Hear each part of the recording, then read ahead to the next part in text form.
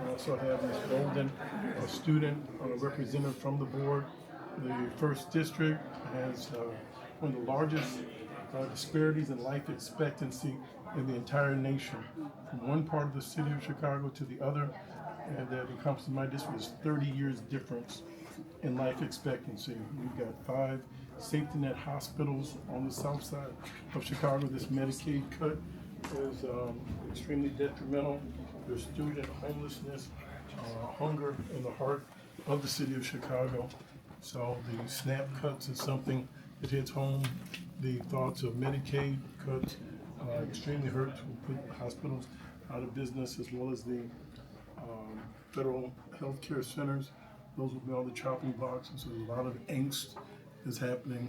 No decimate our transit system as well. So I come with 2 representatives from the first district that the university in specific, Chicago State, as that will affect it. It's a university that teaches teachers and teaches nurses. They've already lost 1.6 million in funding, and all this attack on DEI is really anti-civil rights and anti-black.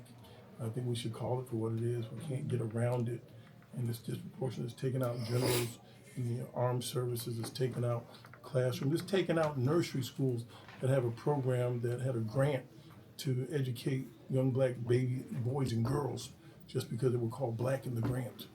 And so that's the reality that we're dealing with right now. And I This think is pretty emboldened.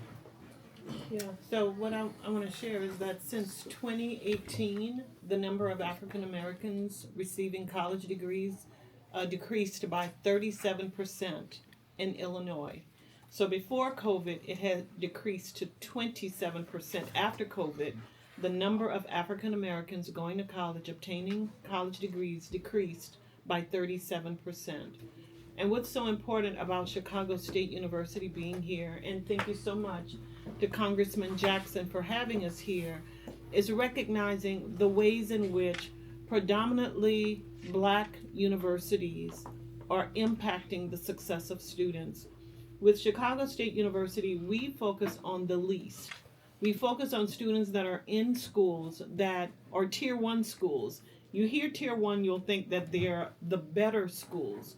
But in fact, it's to the contrary. It's the schools that receive the least amount of funding. Thus, students are not adequately prepared. But we know that the students are bright. They are gifted, but they need the necessary resources to ensure their success. So Chicago State University, we work in the schools that don't have dual enrollment. We offer dual enrollment at no cost whatsoever to students and families. We also ensure that students come to the university and they don't have to worry about how to pay for tuition.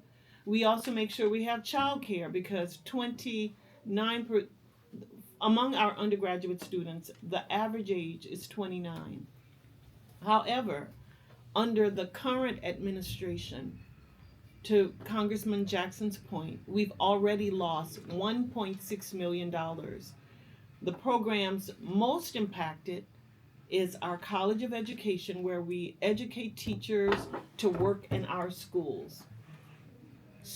Teachers that understand issues specific to our communities. They're not pathologizing our children. They meet them where they are, and they provide them with the education that's needed. Additionally, it's the students that are in STEM disciplines, as well as those students that are in health-related disciplines. We all hear about social determinants of health. Who cares most about black patients than black healthcare providers?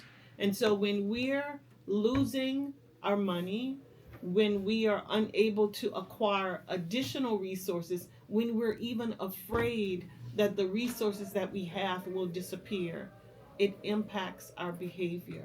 It impacts the amount of stress and anxiety our students are experiencing. So we know, all of us. Is your governor? He's obviously becoming almost like a leader in this moment, He right? is. So He is he helping you with the shortfall with the money? Well, is he able to do that, or I don't know the makeup? We are beginning to understand the ways in which, at the state level, Okay.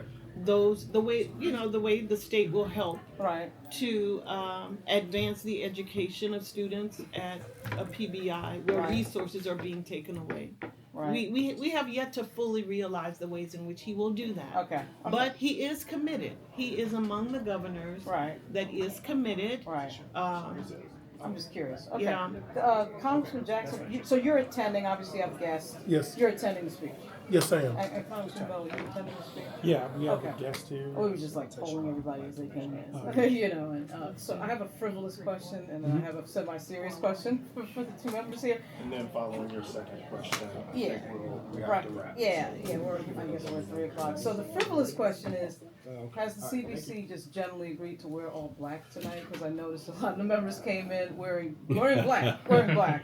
So is that a general, because sometimes with State of the Union, you've probably seen it, they've worn white or they've worn. Kente cloth. Yeah, they've got kente cloth. One year everybody had kente cloth, it was really cool. Anyway, so I was wondering, was there agreement with the caucus to wear all black tonight? It was discussed, but Okay, I didn't have a black suit. I'm not like doing big Right. headline. Yeah, okay, Yeah, yeah. it was discussed, but Okay. I'm saying where I had a funeral, so my suit is Yeah, okay, that's all in good. St. Louis. That's all good. So I couldn't make, so I wore as dark as I could. Yeah, that's all good. It's not a big headline. I'm Just just one curious. black suit. Yeah, I'm gonna work. yeah. Like, most Hey, people I'm don't a have black freshman. suits. Let's He go he with he the said he doesn't have any. Yeah, I That yeah. know. one black one for I was- funerals, yeah. That's the frivolous question. So the serious question is, and I get if you want to talk about this offline, but we did see a story in Vanity Fair by Gabe Sherman about member security and fear with regard to the Republicans. He was asking about why the Republicans just sort of going along with these things. We're hearing on the floor that the Republicans are whispering to the Democrats, "I really hate this," and then voting for it. So I'm wondering for you two, how's your security situation? Yeah, I'd be glad to talk about it. I think Uh-huh. I know there's one, maybe two people Mm-hmm. in jail for credible death threats against me. It's very common at the end of the 118th Congress, there were the record amount of death threats on members, swatting, and all those other activities. And if you take it into the 119th Congress, what did President Trump do on day one?